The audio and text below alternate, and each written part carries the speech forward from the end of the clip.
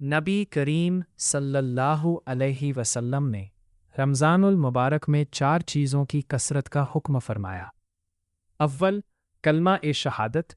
अहादीस में उसको अफ़ज़लुज़ ज़िक्र इरशाद फरमाया है।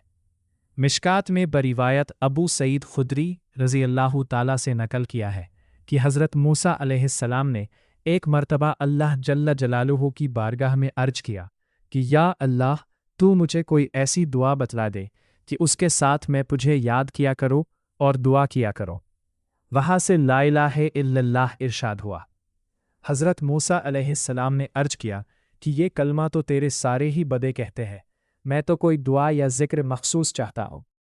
वहाँ से इरशाद हुआ कि ए मूसा, अगर सातों आसमान और उनके आबाद करने वाले मेरे सिवा यानी मलाइका और सातों ज़मीन एक परड़े में रख दिए जाए और दूसरे में कलिमा ए तैयबा रख दिया जाए तो वही झुक जाएगा।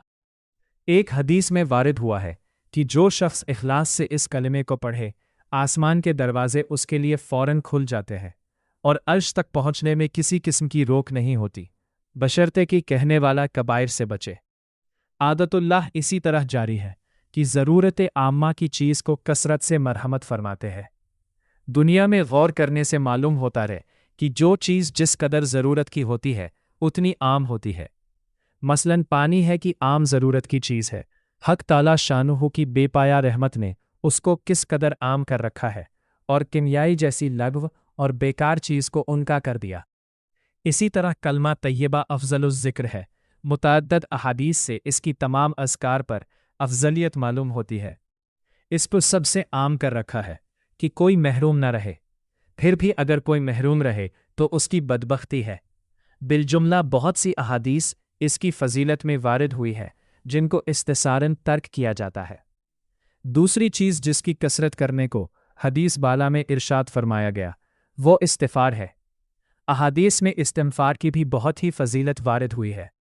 एक हदीस में वारिद हुआ है कि जो शख्स इस्तिग़फ़ार की कसरत रखता है, हक ताला शानुहु हर तंगी में उसके लिए रास्ता निकाल देते हैं और हर गम से खलासी नसीब फरमाते हैं और इसी तरह रोज़ी पहुँचाते हैं कि उसको गुमान भी नहीं होता।